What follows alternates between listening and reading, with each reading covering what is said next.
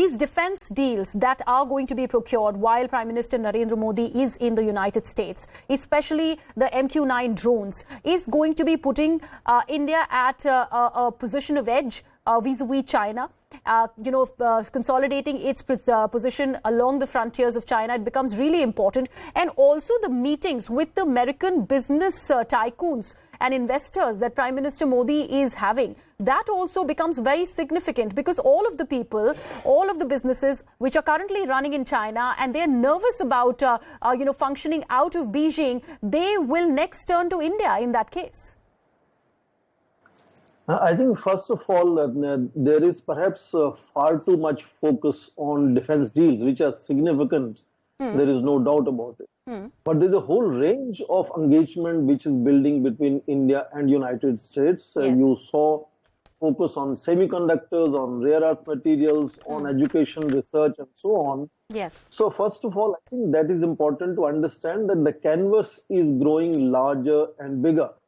In which case there are a whole spectrum of partnerships that United States and India are planning to build. And the rock concert-like environment that you see is only a reflection of the mood now. Because India clearly is now is a very significant player in international relations. It's a fastest growing economy among the G20 countries. It's the 5th largest economy, slated to be, sooner or later, 2027 or 2030, becoming 3rd largest. So for Americans, at the base of it, per dollar returns is what matters. And therefore, they would engage India in a whole range of partnerships that they can, no doubt. You asked about drones. Yes. From President Obama's period, this was called the signature weapon of President Barack Obama in Afghanistan. So these, whether for surveillance or for very selective surgical strikes in war, these are now the most frontier weapon systems. And India would definitely benefit in that sense in strengthening our national defense vis-a-vis our neighboring countries, which are often our adversaries and challenge. No doubt, India is the world's largest importer of defense equipment, and United States is world's largest exporter. For some reason, because we had a very special relationship with the Soviet Union and Russia, is that India was not on the list of United States in that sense, and United States was not seen as the largest supplier of defense equipment to India. Of the 17 top nations who import weapon systems, United States is the top supplier for 13 out of them. And potentially the same thing could happen. But let me just quickly make a point. With Soviet Union and Russia for a very long time, almost for half a century, this continued to be simply licensed production mechanism of assembly lines.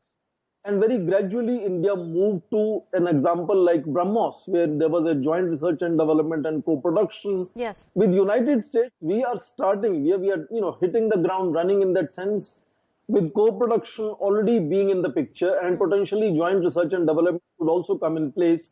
So a whole range of space technologies, semiconductors, rare earth materials, defense technologies, and of course the trade itself, overall trade and visas that you mentioned. Yes. So what I am fundamentally saying is that it seems far too much focus on defense and two deals that we are talking of. But one has to look at the larger canvas where a whole range absolutely. of And Professor Singh, to be honest, we are obviously concentrating on other things. We're concentrating about the space program deals, also about the visas that you just mentioned. But let me bring in Mr. Pirag Ranjan Chakrabarti back. Mr. Chakrabarti, the fact that this interaction that is right now pending when it is about the diaspora between Prime Minister Narendra Modi, Professor Singh just mentioned the rock concert-like atmosphere that we see outside the White House. That interaction with the Indian American community of the Prime Minister becomes very important. How much of a role that is going to be playing, while Prime Minister Narendra Modi is there in the United States of America? Let us remember that the Indian American community, which is, let's say, about 2 million or so American nationals, and the rest green card holders and other on work visas, etc. They have invested a lot in living their lives there and focusing on India-US partnerships, because many of them, like H-1B visas, work for American and Indian companies who deal, in the software and services sectors.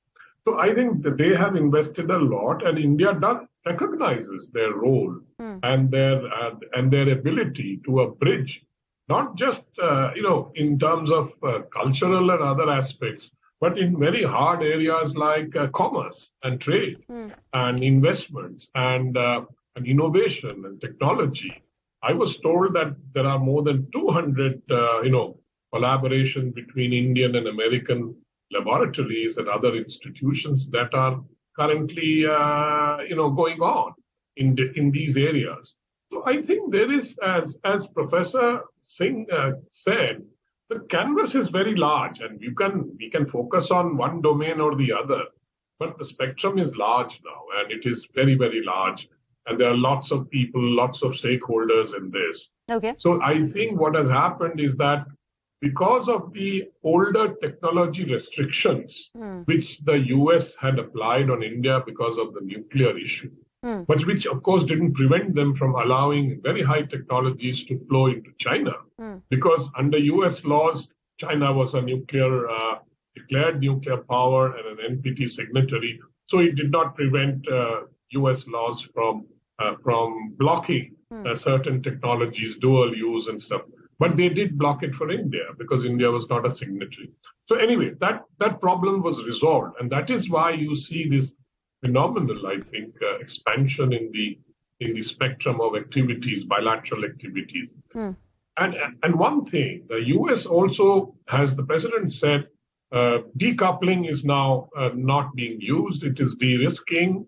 American companies and American large multinationals also want a foothold in India. They already have one, but they want to expand it. And this is why, because the next era in our history is going to be digital, and that is where most of the technology advances are going to be made, and most of the vectors of economic development will come in that domain, and that is where India wants Atmanirbharta also, and India also wants manufacturing.